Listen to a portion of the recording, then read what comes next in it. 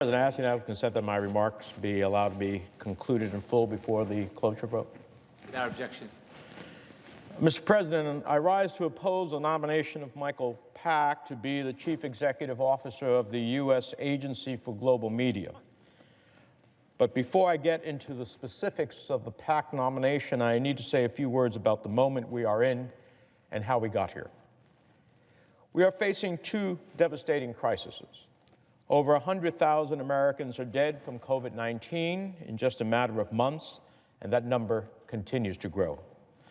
The scale and the speed of the tragedy is almost impossible to comprehend. And we certainly stand with all of our families who have lost loved ones, and we cherish their memories. Unlike COVID-19, the second crisis is one of our own making, over centuries of injustice, where African Americans and other people of color have not been treated like human beings, have not been treated like every American deserves to be treated, like every person in the world has the right to be treated. No, Mr. President, all too often they've been treated like George Floyd, with a knee on their neck as they gasp and choke, "I can't breathe." And as a result, our country has erupted with protests, and in this moment, these grievances have been met with the petty antics and deplorable violent tactics of notorious dictators around the world. I'm shaken to have to say this, Mr. President. I'm shaken to the core that President Trump, with the assistance of his Attorney General, used violence against peaceful protesters, people exercising their First Amendment rights, all for a photo op with a Bible. That's not right, it is not acceptable, and that is not America. Mr. President, this body has to act. We have to act quickly and effectively to address these twin crises. That moment calls for leadership at every level. We all know this, but we are not doing it. Why not? The answer is because President Trump and the Republican majority in this body are focused elsewhere. While our country is suffering perhaps like never before, they're focused on domestic political errands. But while trivial, these errands are corrosive to this body, to our country, and to the Constitution. I need to say a few words about what is and what is not happening in the Committee on Foreign Relations, because it bears directly on how and why Michael Pack is getting a vote on the Senate floor today. The Foreign Relations Committee has helped shape our collective response to some of the country's greatest challenges, from Vietnam to September 11th to Afghanistan, and we ought to be rising to the challenges of our time and shaping the international response to COVID-19.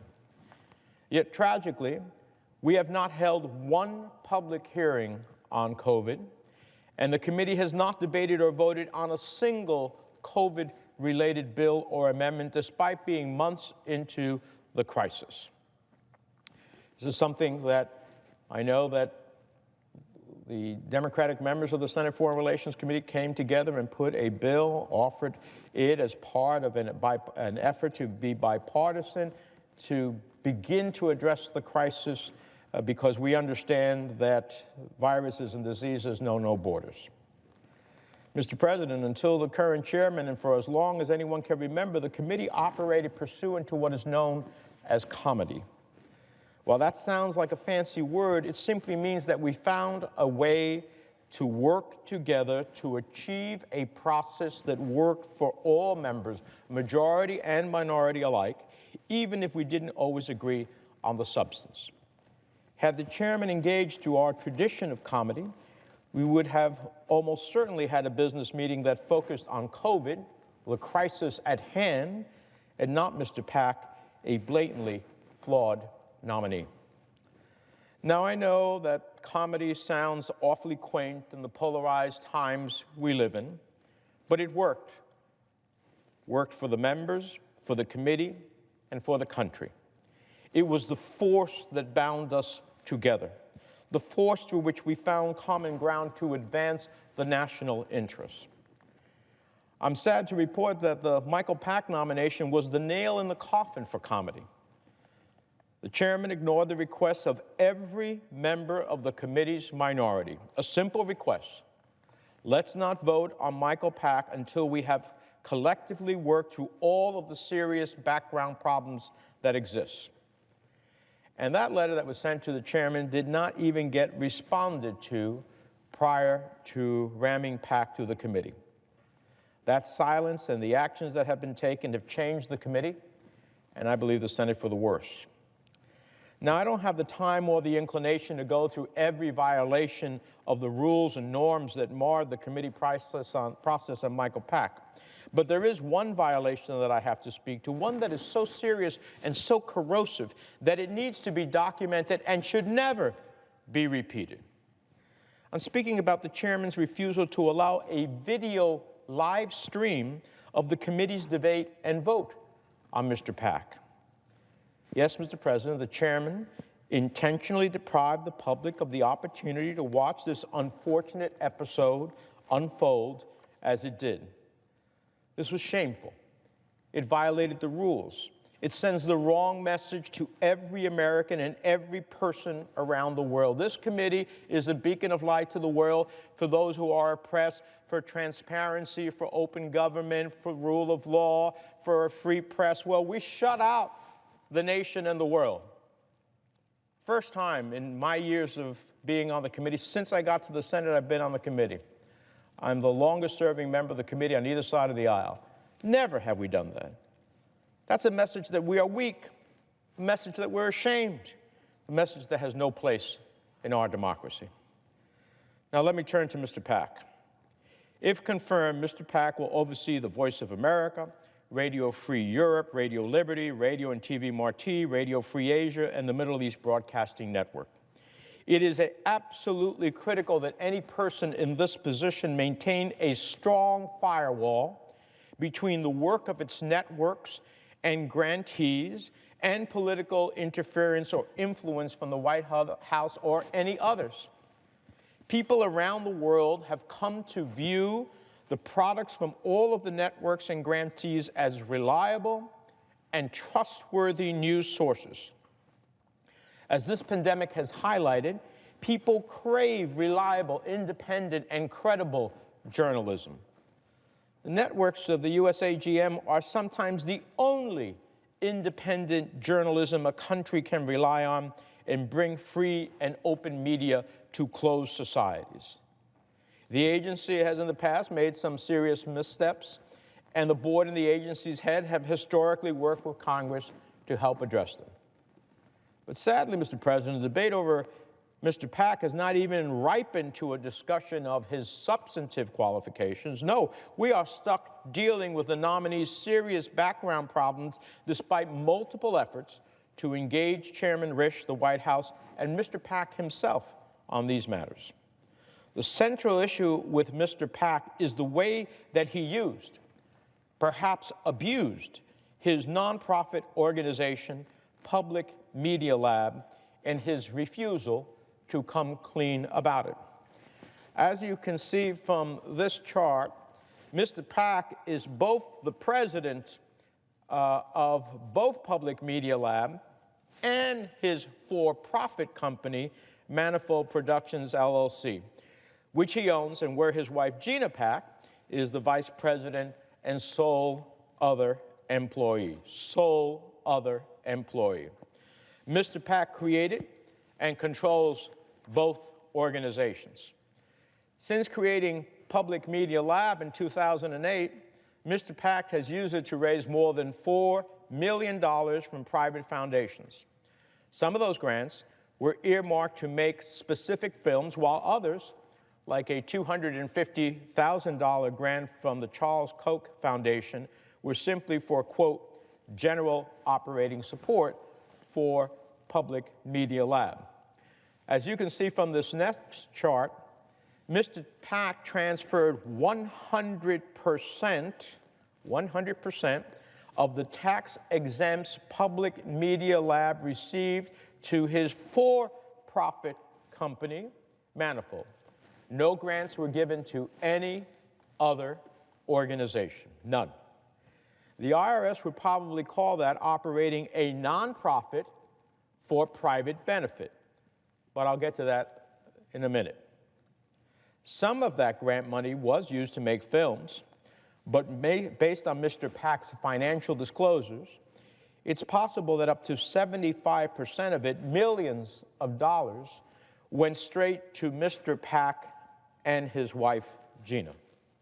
What you see on this chart, as was suggested in the debate the other day, is not normal. It is not normal.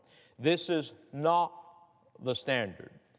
This is not how it is done in the industry. And that is why the Office of the Attorney General for the District of Columbia, where Public Media Lab is incorporated, is now investigating Mr. Pak's nonprofit for possibly breaking the law.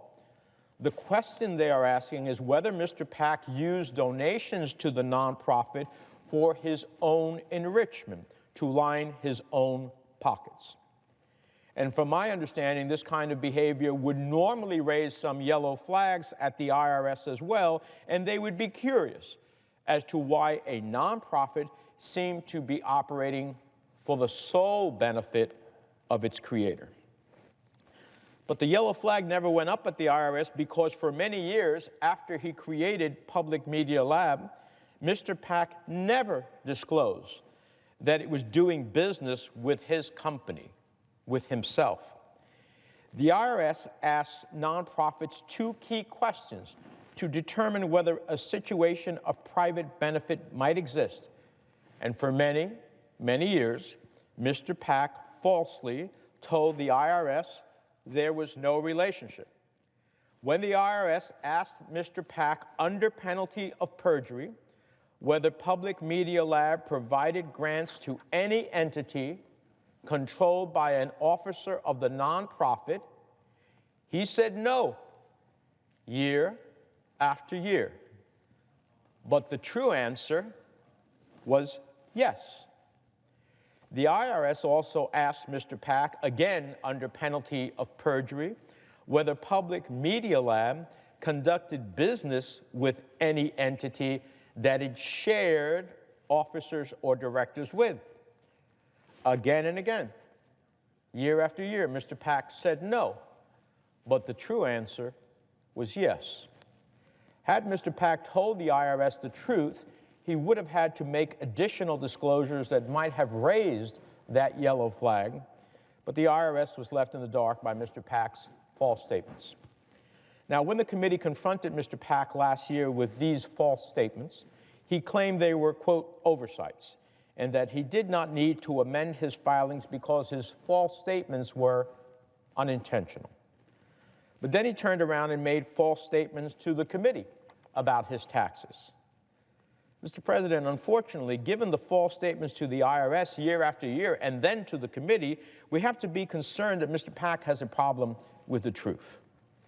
Mr. Pak needs to come clean with the Senate, and he needs to come clean with the IRS. He needs to tell the IRS what's on this chart, how much grant money he transferred from Public Media Lab to Manifold, and that he sent it from himself to himself. So just let's review what we've learned from these charts. First, Mr. Pak may have conducted unlawful expenditures with his nonprofit and operated it for private gain. Second, the IRS and the Senate don't know the full truth because Mr. Pak has made false statements and refused to provide documentation.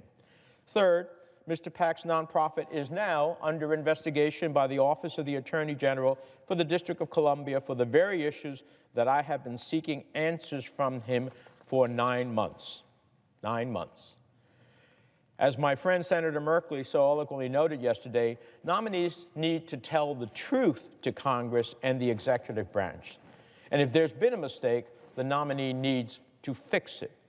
These are the most basic requirements for all nominees that come before the Senate, and the absolute minimum standard we use to ask them to meet. We live in an era where the extraordinary quickly becomes routine. But even by that metric, Mr. Pak's path to this floor has been a disgrace. If advice and consent means anything, at rock bottom, It means ensuring that the people we confirm are suitable for public service. And if they are not, we should not move forward. Now, I am aware of the pressure that some of my colleagues face as a result of this nomination. I know that the President has publicly trashed Voice of America, calling it the voice of the Soviet Union, which I hasten to say is dangerous nonsense. And I know that the President has spoken both publicly and privately of his intense desire to confirm Mr. Pak, come what may. But, Mr. President, the objections that I have raised today and have been raising for months are not political or partisan in nature. They go to the most basic and critical question. Is Michael Pak fit to serve? Should he be confirmed while he is under investigation and after having been dishonest with the Senate and the IRS? Given his alleged use of a small nonprofit for self-enrichment, can we trust that he will not use the massive resources of the U.S. government to line his own pockets? So, colleagues, I implore you to consider these questions.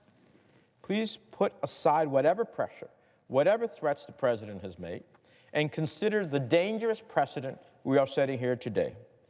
If Mr. Pak is confirmed, the new bar for advice and consent is now set below that of a nominee who is under open investigation by law enforcement and who blatantly provided Congress and the executive branch false information.